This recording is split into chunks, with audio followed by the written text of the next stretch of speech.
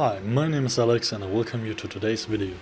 Need for Speed Hot Pursuit Remastered is the first game from the most popular racing game franchises of all time to make it onto Nintendo's hybrid console. The community has been requesting remakes or remastered versions for a long time, but most people probably didn't think of Hot Pursuit. Some were surprised about EA's decision, especially since the game released in 2010 was already a remake of Need for Speed 3. Nevertheless, I was already a big fan of the game back then, and I was also pleased that the game got a second chance. The focus of Hot Pursuit was and still is on a few new features which should make action fanatics get their money's worth. Developer Criterion Games, known for the Burnout series, has been strongly inspired by his previous works and has taken over many of the elements of the classic game into the new project. That means it's going to be quite dangerous. Unfortunately, you can't see this in a realistic damage model. Scratches and cracked windows are all you can expect. However, these are achieved in a spectacular way by takedowns and crashes in slow motion. Due to the arcade gameplay, typical for the series, there's of course no realistic driving behavior. Fuel consumption, aerodynamics or weather influences are just as unimportant. The only important thing is to step on the gas and skillfully drift around the bend. Your two best friends are the handbrake and your nitro. Your driving maneuvers can fill up your nitro meter, which makes the races even more intense. The driving behavior of the CPU drivers is also far away from realism.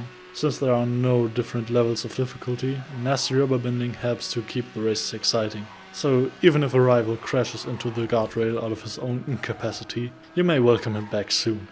The game world of Hot Pursuit looks better. The fictional state Seacrest County, which is based on the US West Coast, offers an exciting mix of California's boardwalks, the forests of Oregon and the mountain landscapes of Washington.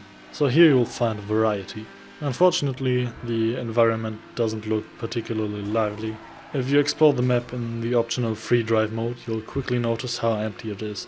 Every now and then you meet some CPU drivers you can take on some challenges with or try the photo mode, but there is not much more happening.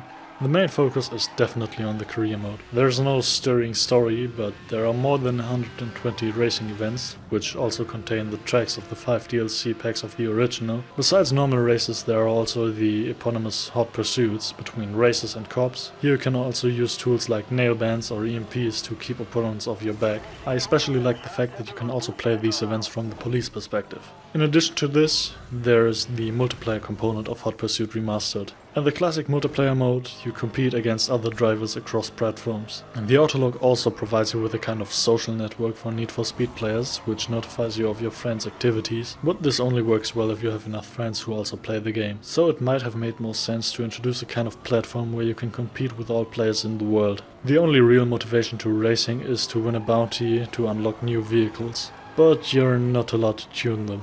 And the only thing you can use is the color mixer, which allows you to paint your cars in different colors. But that's fine, since after all, the size of the fleet is remarkable, with a total of over 70 vehicles to be unlocked. Since Hot Pursuit was first released on Wii, the graphical improvements are huge. But even in comparison to the other versions, the Switch can keep up.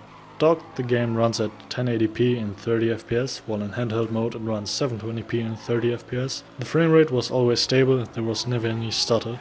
All in all, Hot Pursuit Remastered is probably one of the prettiest racing games on the Switch. So let's come to a conclusion.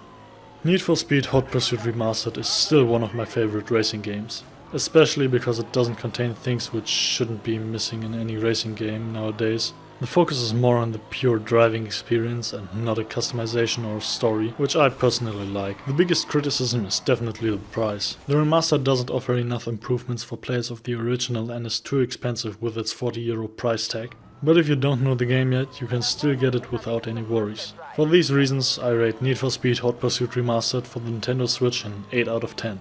Thanks for watching. If you have any comments or questions, feel free to leave them below. If you liked it, we would be very happy about a like and a subscription, or if you're interested in getting early access to our future reviews, feel free to visit our Patreon page.